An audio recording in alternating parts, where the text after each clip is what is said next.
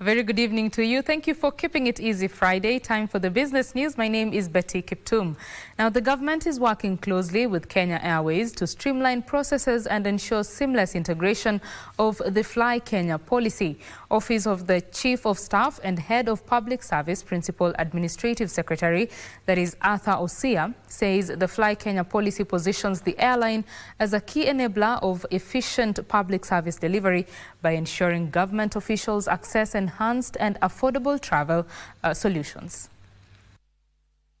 Fly Kenya policy was introduced in 2016, prioritizing Kenya Airways as the preferred airline for air travel by officials in government agencies.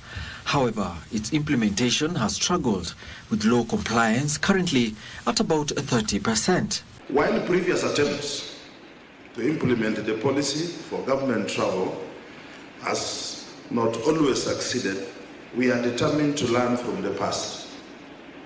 We recognize the contributing factors, including the need for more robust enforcement mechanisms. In addition, the airline faces challenges receiving pay for services rendered. Kenya Airways officials say the airline is owed over 840 million shillings by the various state agencies. We are quite happy with the efforts that we've seen enforcing compliance, which should push the compliance from the current 30% to roughly 60 to 70%. This would drive higher revenue share on Kenya Airways, which will, of course, allow Kenya Airways to be more financially stable. We appreciate the government for ceding the opportunity to engage with them to get their feedback, which we have documented, and we shall be following up with the government in the interest of ensuring that the policy has the bind that it desires, but most importantly, if there are areas of improvement.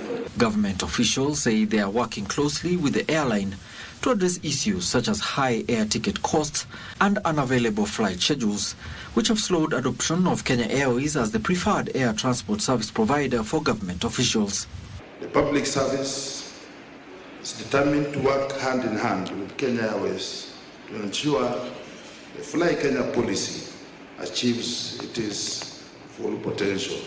Kenya Airways is expected to integrate with the financial and operational travel information management system to enhance transparency and efficiency.